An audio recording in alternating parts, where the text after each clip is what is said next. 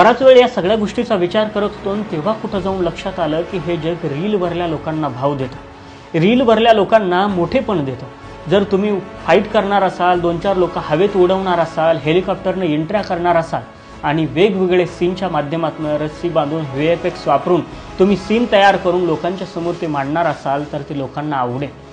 म्हणजे एखादा खांदा वर करून झुकेगा नाही हा डायलॉग लोकांना आवडायला लागतो, त्याचं फॅड येतं, त्याचा ट्रेंड येतो।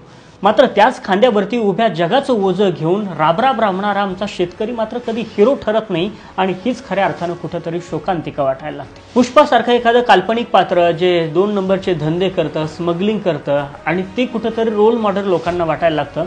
मात्र प्रामाणिकपणे या मातीसोबत प्रामाणिक राहून, हे देशासोबत प्रामाणिक राहून धंदा करत इथल्या लोकांच्या पोटापाण्याची व्यवस्था करणारा शेतकरी मात्र आम्हाला कधी हिरो वाटत नाही आणि हीच कुठेतरी शोकांतिका वाटायला लागते। आम्ही सिनेमा हॉलमध्ये जातो, 400-500 रुपयाचं तिकीट